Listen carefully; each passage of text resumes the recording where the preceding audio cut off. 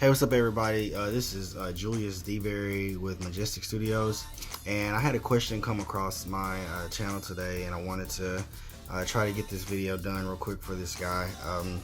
Really simple concept here, but he was trying to figure out how to make custom drum tracks with his Kronos. The reason why he wanted custom drum tracks is because the built-in metronome with the Kronos has a different sound on the downbeat, on the beat of one versus the other beats, and he doesn't like that. So he wanted to make his own custom drum beat so he could create his own metronome. And I just wanted to kind of show him how to do that. It's really simple, but it involves a couple of techniques that are built into the Kronos that are pretty cool as it relates to tracking. So this will be good for him, and he can use some of the other concepts in other ways with his keyboards. And then for you guys that just want to make custom drum tracks and use them in your songs, it can be used for that too. So anyway, the first thing that you want to do is, of course, you want to go to sequence mode. That's the button on the top on the right side of the keyboard. Combi program, and then SEQ stands for sequence.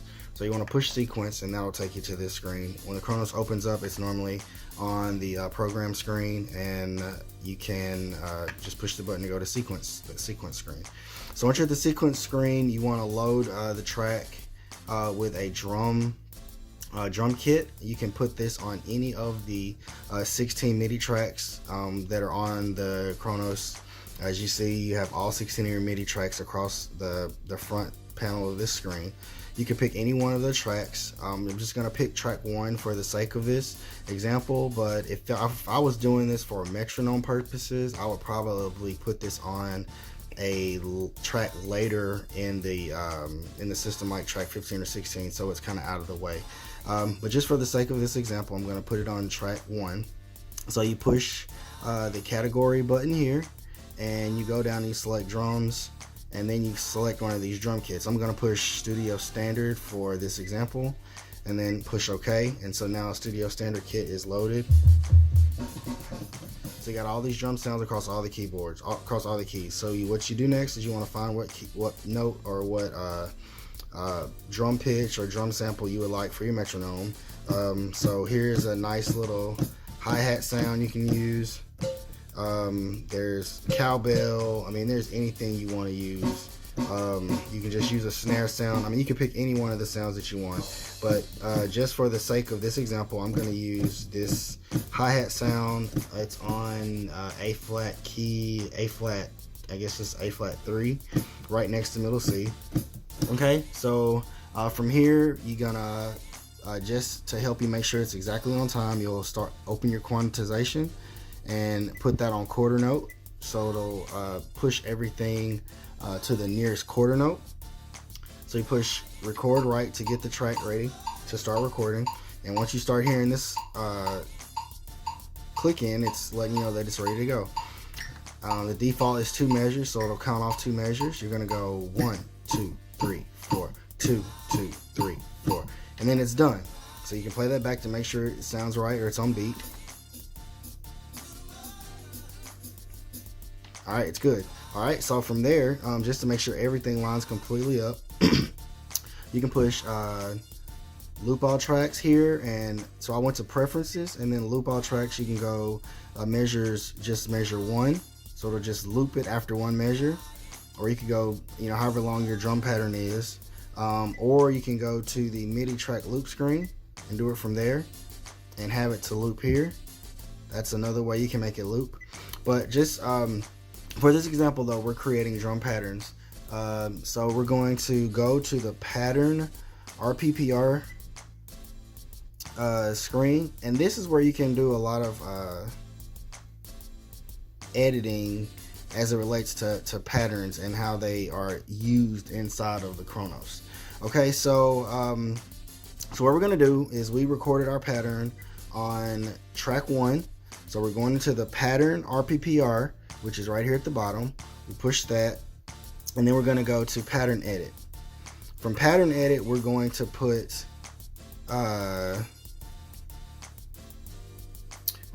get from MIDI track. Now this is going to get information from the MIDI tracks that are in the sequencer. Before you go there though, you may want to go to pattern parameter, and that's where you select the length of the drum pattern, or the length of the pattern that you're putting here.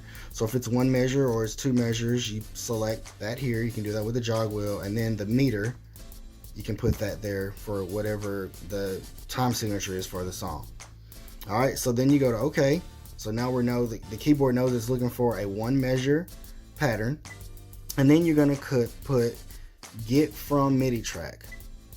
So this is telling the keyboard that I want to go to song 0, which is where we started, MIDI track 1, measure 1. So you can change any of these parameters to tell the Kronos where it's looking for this track at. All right, so song 0, track 1, measure 1. Just show you where that coincides to. Right here, it's song 0, measure 1, MIDI track 1. All right, so we go back again to pattern RPPR. Then we're going to go to here at that drop down menu at the top of the screen, and then we're going to go get from MIDI track. So it tells the Kronos, look at song 0, MIDI track 1, measure 1. You push OK. So what it does is now it just loaded that pattern from your sequencer into the pattern mode. Let's see if it's there. See, I just pushed the start stop button to start the track, and it just started playing the pattern because the pattern mode pulled that MIDI information from the MIDI track. So here it is again, push and play. Just like we did it. All right. But there's another step that you have to make. Okay, so you're going to, we already said get from MIDI track, but the next thing is very important. We're going to convert that pattern to a drum track pattern. Okay, so what that does is it saves that pattern in the Kronos forever in a user slot. All right, so right here you see we have all of these hold on, go back. We got all of these unused pattern slots where we can put drum patterns. I don't know exactly how many are in here. Let's see, 999 plus the 0001, so that makes it 1,000 user patterns that this keyboard can store. All right, so again, we're gonna go all the way back to, I'm gonna put it in part 1, slot number 1, all the way back to here, and then we're gonna push user pattern 1, the one that we selected, user pattern 0, and we're gonna select note only, and then we're gonna push OK. So now once we pushed OK, now it just saved that pattern to this slot right here. So let's see, if I push start right now, it's gonna play that pattern. Right here, I have it selected. 00 pattern 00. That's where we saved it. If I go to another one, there's no information. I just push play.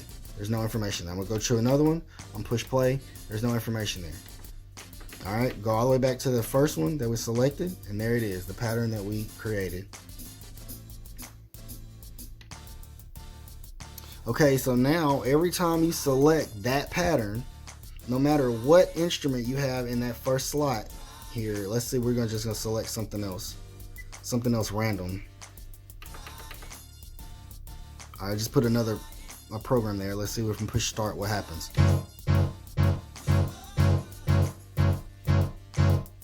So that pattern is in that slot no matter what. Okay, so we're gonna go back to the studio kit that we selected, and there is our track. All right, now this pattern here is, if you look here, all the information of where it's sending its information to is right here at the top of the screen. Pattern 00 is where we saved it. It's a user pattern. There are preset patterns in here too already, and there's like a gabillion of them, like tons of just preset drum patterns already in here. We'll do another video about that if anybody has any questions. All right, so we're at that user pattern that we made. Push start so you can hear it again. Okay, so it's sending the information to MIDI track 1 of song 000. Okay, so this is where you're telling this pattern, I want you to send your information to a certain place.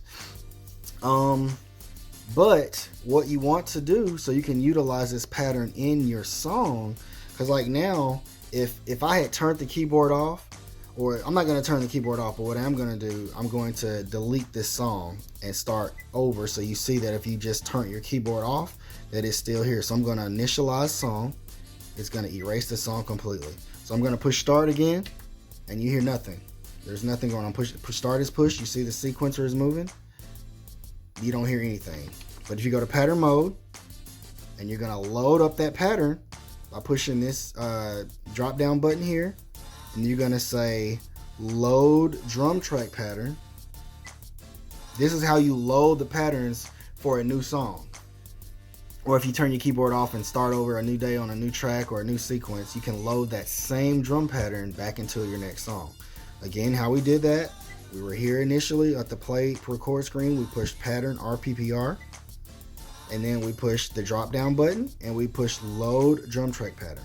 All right, so we're telling the this is the pattern that we're trying to load. This is the one that we made just now, pattern 00, and we're loading it. We're loading it to. We can load it to the patterns here, or we can load it to the song. We're going to load it to the song. I think it does both of them by default. I'm not positive about that, but I think this is if you want to load patterns into the drum track, or you can load them into the song. All right, so we're going to push OK, and it's going to load it into the song. It's playing the piano. Do you remember why? The reason why it's playing the piano is because we have not changed the sound in MIDI track 1. So we're going to select a drum kit, that same standard kit that we selected before. We're going to put that there, and now when we push play, you should be able to hear it. We haven't put it to track yet. Go to pattern mode so we can hear it again here. All right. So after you load the track, after you load the pattern into the drum pattern feature, you have to also put the pattern into your sequence. So again here, push the drop down button, and you put to MIDI track. That is going to put the pattern to a MIDI track. You select that, you tell the keyboard, okay, I want to pull a pattern from the user pattern, and I want to select the pattern that I made, and the one that we did was pattern 00, and we're going to, push the pattern 0, and we're telling it where to load it to, MIDI track 1, and what measure. All right, so it's going to load it into the current song that we're in. Push OK. Now when we go out, push exit, go back to play record. When we push play, you should start hearing that 4-click metronome. All right, but you see it only did it for one measure, and that's because we don't have our loop feature on. So we go to loop track, MIDI track loop. We're going to tell it to loop that one track that we did first, our first track. Loop it for one measure. Now it's going to play indefinitely. And what's really cool about this is it also moves with the tempo that you select for your song. So I just selected the metronome up here, or the song tempo. Now watch this.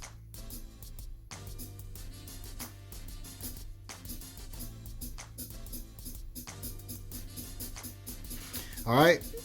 So I hope that helps. It's a really quick rundown.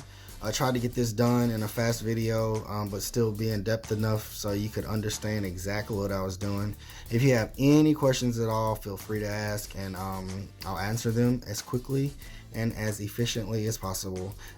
Thank you for watching this video about the Korg Kronos. Please like, comment, and subscribe, and you'll see many more videos. Thanks. Have a great day.